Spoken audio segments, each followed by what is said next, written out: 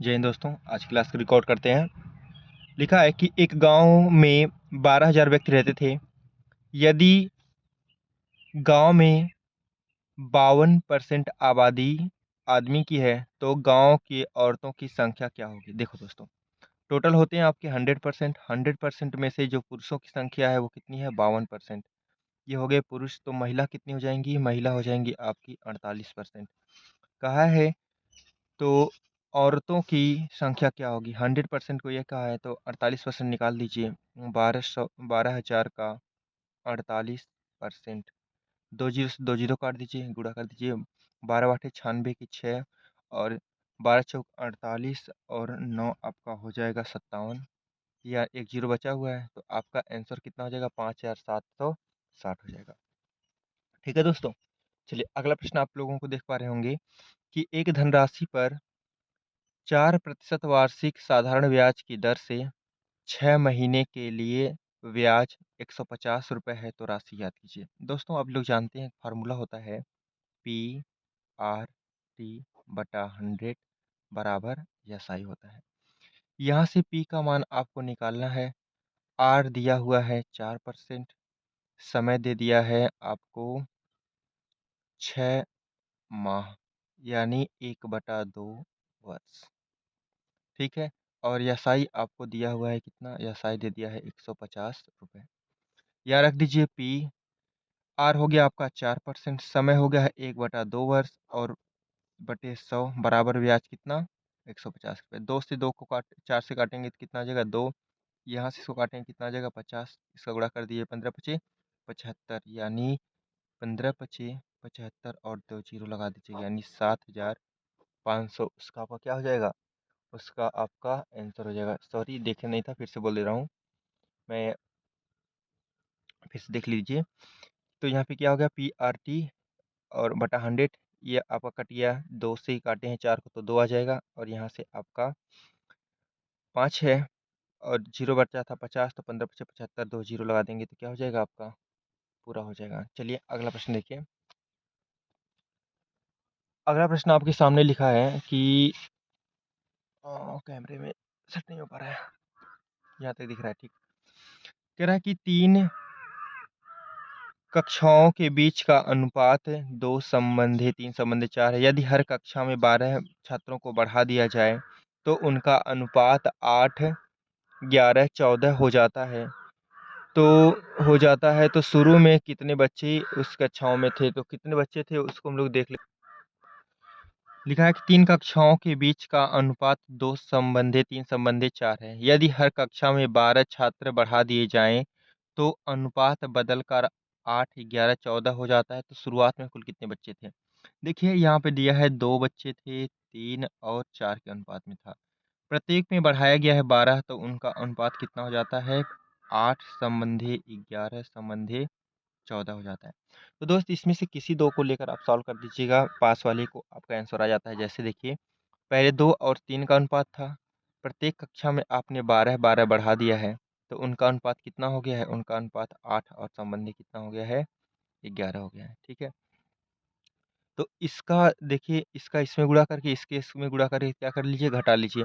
और मैं आपको बता रहा हूँ, जब ये दोनों संख्याएं समान हो तो इसका अंतर ले लेते हैं। तो इसका अंतर कितना हो जाएगा, इसका अंतर हो जाएगा 3, और 3 का गुणा इसमें कर दीजिए तो 11, यहाँ से कितना, 12, 12×3 = 36 हो जाएगा। तो यहाँ लिख लीजिए 36। इसका गुणा इसमें करिए, इसका गुणा इसमें कर दीजिए, अंतर ले लीजिए।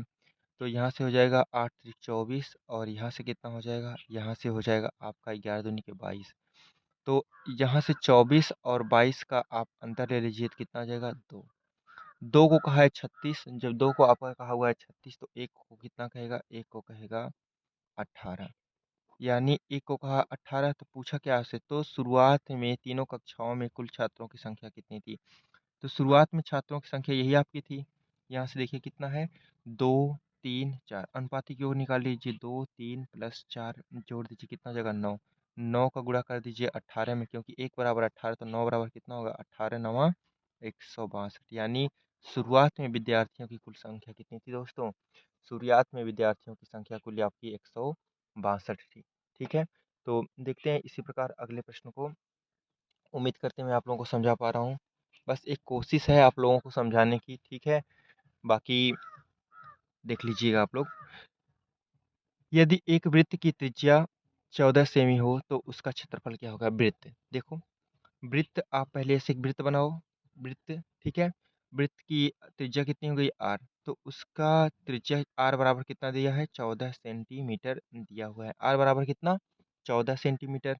तो इसका क्षेत्रफल आप जानते हैं कि वृत्त का क्षेत्रफल बराबर क्या होता है? पाई r स्क्वायर होता है। पाई का मान 22/7 और r कितना हो जाएगा आपका? 14 गुणे 14, क्योंकि 2 बार है। यहाँ से काट दीजिए, कितना हो जाएगा आपका? हो जाएगा 2। ठीक है, 7 दूनी 14, यहाँ से करिए तो 22 दूनी के 44 गुणे कितना? 14, गुणा कर दीजिए। 14 14 चौका 56 कि 6 हासिल लगा 5, 14 चौका 56 और 5 61, यानी 616। यहाँ पर देखो इस पैमाने का विशेष ध्यान रखिए जाएगा, सेमी है तो सेंटीमीटर स्क्वायर हो जाएगा। ठीक है दोस्तों, चलिए अगला प्रश्न देखिए। लिखा है कि एक नल किसी टंकी को 12 घंटे में भर सकता है तथा दूसरा नल उसी टंकी को 10 घंटे में खाली कर सकता है। यदि दोनों नलों की एक साथ खोल दिया जाए तो टंकी को कुल भरने में कितना समय लगेगा? देखिए, एक भरने वाला नल है और एक निकासी वाला नल है। तो कहा है कि भरने वाला नल को ए मान लो, जो 5 घंटे में प्लस कर सकता है, और खाली करने वाला बी है, जो उसको कितने घंटे में खाली कर सकता है भाई? 10 घंटे में खाली कर सकता है। टोटल काम अगर देखें तो 10 हो जाएगा, दोनों का एलसीएम ले लिया जाए। यहाँ से कितना हो जाएगा? यहाँ से 2 आएगी क्षमता और यहाँ से कितनी हो जाएगी? 1। और ये खाली करने वाली तो क्षमता को माइनस कर लेंगे, यानी ए प्लस बी एक साथ काम कितना करेंगे? ये 2 भरेगा और ये 1 खाली कर देगा, तो यानी टोटल काम कितना होगा? 1 का होगा। यानी 1 घंटे में मात्र 1 काम होगा जब दोनों नलों को एक साथ खोला जाएगा। तो पूछा है टंकी को पूरा भरने में कितना समय लगेगा? टंकी कितने लीटर की है? 10 लीटर की। दोनों एक साथ कितना काम करते हैं? 1। यानी 10 से काटोगे तो कटेगा ही नहीं और आपका 1 आएगा। यानी क्या हो जाएगा? आपका 10 घंटे में वो टंकी भर जाएगी। ठीक है दोस्तों? चलिए, देखो अगला प्रश्न आपका बहुत ही प्यारा लिखा हुआ है। अ, उम्मीद करते हैं आप लोगों को समझ में आ रहा होगा। ठीक है दोस्तों? तो देखो, लिखा हुआ है कि एक बोतल में 750 मिलीलीटर जूस भरा हुआ है और ऐसी 7 बोतलों को एक कार्टून में पैक किया जाता है। 450 लीटर जूस के लिए आवश्यक कार्टूनों की संख्या ज्ञात कीजिए। देखिए, सबसे पहले आप ये बताइए कि एक बोतल में कितना जूस आ रहा है? एक बोतल में आ रहा है इतना मिलीलीटर जूस, ठीक है? एक बोतल, ठीक है? ध्यान से देखना। एक बोतल में कितना हो गया? एक बोतल में 750 मिली है, ठीक है? इस मिली को लीटर में बदलने के लिए क्या कर देंगे? 1000 से भाग दे देंगे। तो ये एक बोतल में इतना लीटर जूस आ गया। लेकिन दोस्त कहा है कि ऐसे 6 बोतलों को एक कार्टून में रखा जाता है, यानी एक कार्टून, ये देखो 6 बोतलों को रखा जाता है, एक कार्टून में पैक किया जाता है। तो यानी एक कार्टून में 6 बोतल, तो यहाँ कर दीजिएगा 6, ये हो जाएगा। अब यहाँ से देखिए सॉल्व करिए, 0 से 0 कट गया और यहाँ से कितना हो गया? 25 तिया के 75, 25 चौका 100, यहाँ से काटिए 2, यहाँ से कितना हो गया? 3, 3 त्रिका 9, यानी 9/2 लीटर एक कार्टून में आता है, ये बोतल है, ठीक है? एक कार्टून भी लिख सकते हो। एक कार्टून में 6 बोतल और 6 बोतल में कितना लीटर? 9/2 लीटर आपके जूस आते हैं। तो आपके कितने जूस हैं भाई? 450 लीटर जूस हैं। अभी देखो, यहाँ पे एक कार्टून में आते हैं 6 बोतल और 6 बोतल में कितना जूस आता है? 9/2 लीटर। तो यहाँ पे पूछा क्या है? तो इतने लीटर जूसों के लिए कितने कार्टूनों की आवश्यकता होगी? कार्टूनों की आवश्यकता के लिए आपने कहा कि इतने जूस में, इतने लीटर जूस एक कार्टून में आते हैं, तो इसमें भाग दे दिया जाए। तो यहाँ पे आप देख पा रहे होंगे, तो 450/9/2 कर देंगे, ठीक है? 9 पचे 45 और इसको ऊपर गुणा कर दीजिए, कितना हो जाएगा? 100, यानी 100 कार्टून की आवश्यकता होगी। ठीक है दोस्तों, यही आपका क्या हो जाएगा? आंसर हो जाएगा। ठीक है, चलिए अगला प्रश्न देखिए। अगला प्रश्न आपका है कि एक परीक्षा में विद्यार्थी को पास होने के लिए 40 अंक जरूरी थे, एक विद्यार्थी एक एक विद्यार्थी ने 220 अंक प्राप्त किया और वह 20 अंकों से फेल हो गया। ज्ञात करें कि परीक्षा कितने अंकों की थी। दोस्तों देखिए, एक विद्यार्थी था जो कि कितना अंक लाया है, यहाँ से देखो, एक विद्यार्थी था जिसने 220 अंक प्राप्त किया है। तो पहले लिख लो 220 अंक प्राप्त किया और वह 20 अंकों से फेल हो गया। अगर वह बेचारा 20 अंक और पाता तो क्या हो जाता, 20 अंक और पाता तो पास हो जाता। यानी इसमें 20 अंक और प्लस कर लो। यानी पास होने के लिए कुल कितने अंकों की आवश्यकता होगी, 240 अंक। इतना पाता तो पास हो जाता।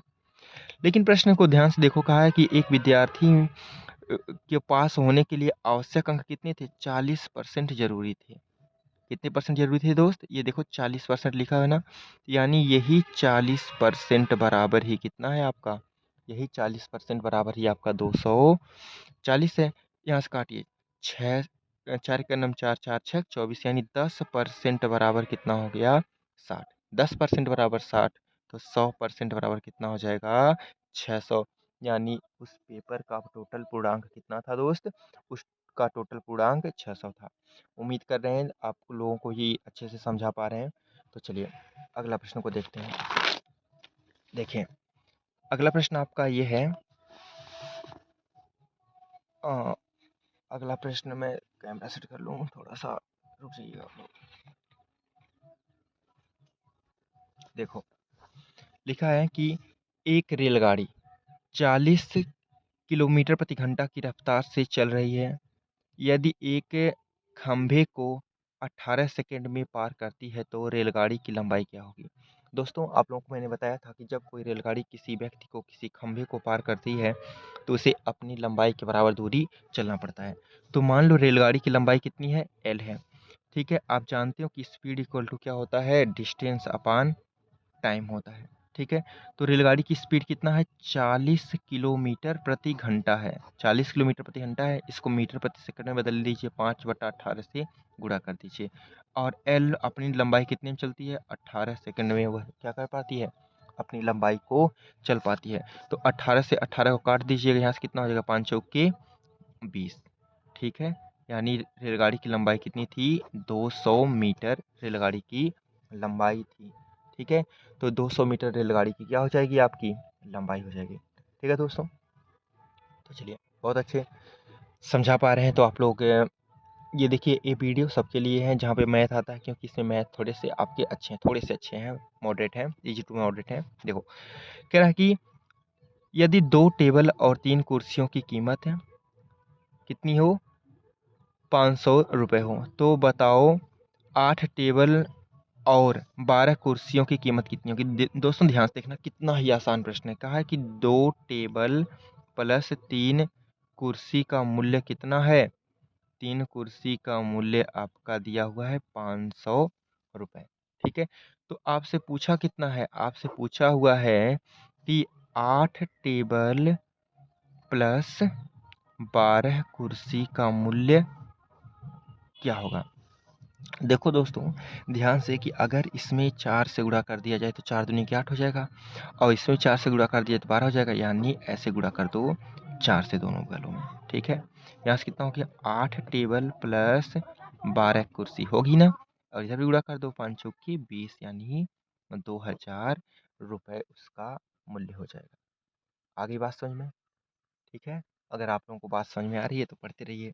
देखिए, एक पासी को एक बार फेंका जाता है, पासी पर अंक 3 आने की प्रायिकता कितनी होगी। दोस्तों सबसे पहले आप लोग जानते हैं कि पासा, पासा में टोटल आपके फलकों की संख्या कितनी होती है, 6 फलक होते हैं। कितने फलक होते हैं भाई, पासे में आपके 6 फलक होते हैं। तो जब 6 फलक होते हैं पासे में, तो कोई भी एक संख्या आने की प्रोबेबिलिटी कितनी होती है, एक बार में तो एक ही संख्या ऊपर आएगी ना, तो एक बार कोई भी संख्या आने की प्रोबेबिलिटी जो होती है, प्रायिकता होती है 1/6 होती है। यानी ऊपर 3 आने की प्रायिकता कितनी हो जाएगी, 1/6। यही आपका क्या हो जाएगा, आंसर हो जाएगा। ठीक है दोस्तों, देखो साधारण ब्याज से फिर अगला प्रश्न है। साधारण ब्याज से अगला प्रश्न ये है फिर से कि एक निश्चित राशि पर 5% की दर से 2 वर्ष के लिए साधारण ब्याज इतने रुपए है, तो राशि ज्ञात कीजिए। देखिए सबसे पहले आर दे दिया, 5%। ठीक है, टी दे दिया 2 वर्ष, और साधारण ब्याज एसआई कितना दे दिया है, 320 दे दिया है। तो राशि ज्ञात कीजिए। तो राशि यानी पी का मान आपसे पूछ रहा है, तो देखो क्या कर दिया जाएगा, पी आर टी बटा 100 बराबर क्या, एसआई। ठीक है, पी आर टी बटा 100 बराबर क्या होता है, एसआई। तो पी का मान कितना हो जाएगा दोस्त, पी आर का है आपका 5% और टी है 2 वर्ष बटा कितना, 100 बराबर एसआई कितना है, 320 रुपये है। देखो दोस्त यहाँ से देखो, काटो ये अगर यहाँ से तो 5 दूनी के 10 हो जाएगा, 5 दूनी के 10, यानी इस 2 से एक जीरो कट जाएगा। तो यह ये इधर आपका गुणा हो जाएगा, तो यानी पी बराबर कितना हो जाएगा, ये हो जाएगा आपका 3200 रुपये। ठीक है, तो ये हो जाएगा आपका पी बराबर 3200 रुपये। चलिए अगले प्रश्न की ओर बढ़ते हैं। देखो अगला प्रश्न आपका दिख पा रहे होंगे कि सबसे छोटी अंक ज्ञात करो जिसका इतने 21 42 और ये 42 42 नहीं था, तो शायद मैं इस प्रश्न को नोट नहीं कर पाया हूँ, तो इसको देख लेंगे एक बार फिर से। फिलहाल अभी इसको देखते हैं। लिखा है कि एक वस्तु को इतने रुपए में बेचने पर 36 रुपए का लाभ प्राप्त होता है। उसी वस्तु को कितने रुपए में बेचना चाहिए कि 15% का लाभ हो। देखो किसी वस्तु को कितने रुपए में बेच दिया है, उस वस्तु को बेचा है उसने 229 रुपए में बेचा है, तो 36 रुपए का लाभ हुआ है, यानी 36 रुपए उसने ज़्यादा में बेचा होगा, तो उसका सीपी निकाल लेंगे। सीपी बराबर क्या हो जाएगा, 329 माइनस 36। ठीक है, तो यहाँ से घटा लीजिए 3, 12 में से 9, 12 में से 3 गया आपका कितना हो जाएगा 9, और यहाँ से आ गया 2, 293। 293 रुपये इसका क्या था, क्रय मूल्य था। ठीक है, ये क्रय मूल्य हो गया। तो कह रहा है कि उसको 15% के लाभ पर प्राप्त हो कितने रुपए में बेचनी चाहिए, तो क्या कर दीजिए 293 गुणे 115 बटा कितना 100। ठीक है, तो यहाँ से काट दीजिए, तो यहाँ से काट दीजिए ये और आप क्या कर दीजिए, काट कर गुणा कर रखते हैं, इसका गुणा कर लेते हैं। इसका जब हम लोग इसका गुणा करेंगे तो आपका आ जाएगा 33,695 बटा कितना 100। अब दो अंकों पर फिर दशमलव लगा दीजिएगा तो कितना हो जाएगा 3,965, और यहाँ पे दो अंकों पे दशमलव लगा दीजिए, ये अब क्या हो जाएगा 3,36,95। रात का आपका 12 बज रहा है और देख रहे हैं आप लोगों को डीजे की आवाज़ सुनाई दे रही होगी। मैं सोचा कि थोड़ा सा ये लोग बंद कर देंगे तब रिकॉर्ड किया जाएगा, लेकिन नहीं बंद किए तो हम लोग क्या कर सकते हैं, अपनी पढ़ाई तो छोड़ नहीं सकते हैं। अगर आप लोगों की थोड़ी सी आवाज़ आती है तो उसको एडजस्ट करिएगा। ठीक है, तो कितने समय में, अगला प्रश्न लिखा हुआ है, कितने समय में 4,000 रुपये मूलधन पर 12% वार्षिक ब्याज की दर से 1,200 रुपये साधारण ब्याज हो जाएगा। देखो पी दे दिया आपको 4,000 रुपये, ठीक है, आर दे दिया 12%, आपको टी पूछ रहा है। ठीक है, एस आई कितना दे दिया है, एस आई दे दिया है 1,200 रुपये। ठीक है, तो हो गया पी आर टी बटा 100 बराबर क्या, एस आई रख दीजिए।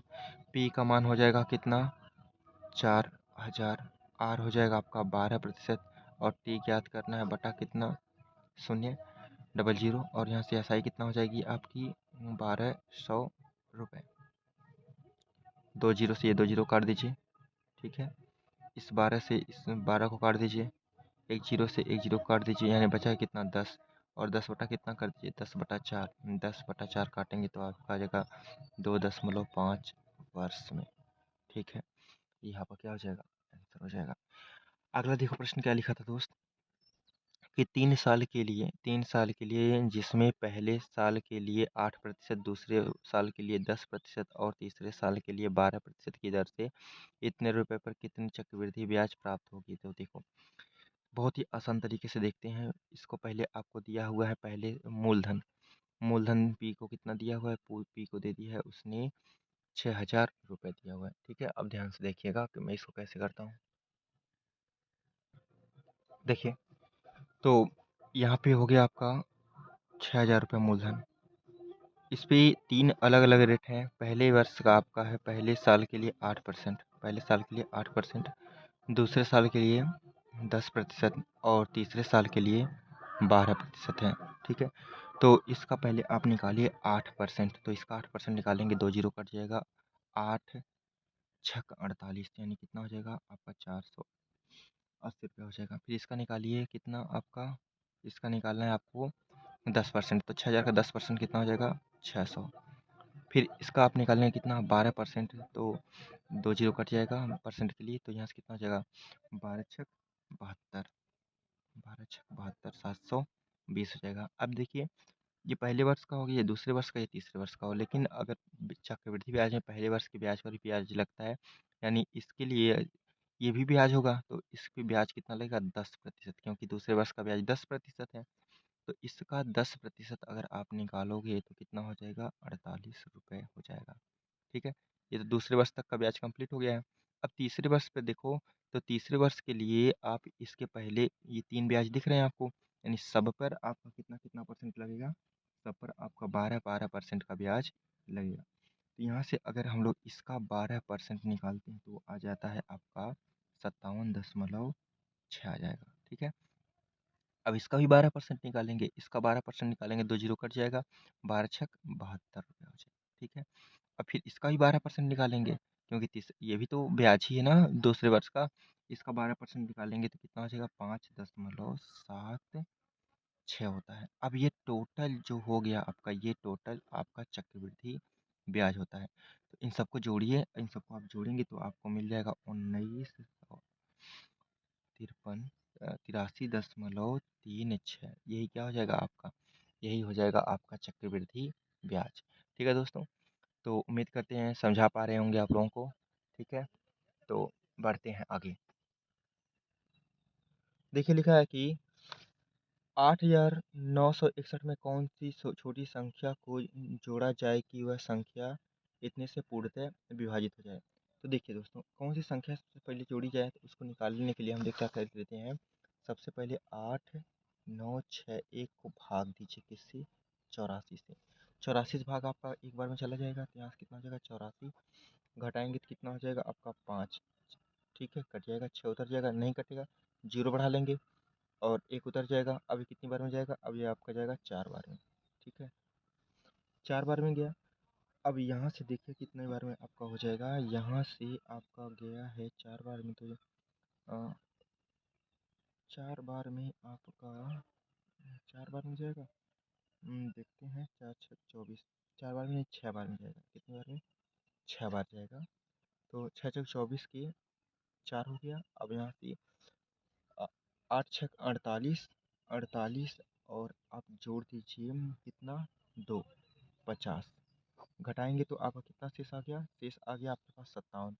अगर कहा गया है कि कौन सी संख्या इसमें जोड़ दी जाए, अगर घटाने के लिए कहता है तो 57 घटा देते हैं, लेकिन जोड़ने के लिए कहता है तो हम इन दोनों का अंतर जोड़ते हैं। तो देखो, 84 माइनस 57 घटा दीजिए, तो 14 में से 7 गया 7, और यहाँ से बच गया 7 में से आपका 5 गया 2, यानी उसमें से 27 जोड़ देंगे तो क्या हो जाएगी, वह संख्या पूरी की पूरी इससे क्या हो जाने लगेगी, विभाजित हो जाने लगेगी। ठीक है दोस्तों, आज के लिए इतना ही रहने देते हैं। अगर आप लोगों को अगर ये अच्छा लगेगा तो मैं आगे और कंटिन्यू करूँगा, नहीं तो बोर्ड पर ही किया जाएगा। जय हिंद, जय भारत, वंदे मातरम।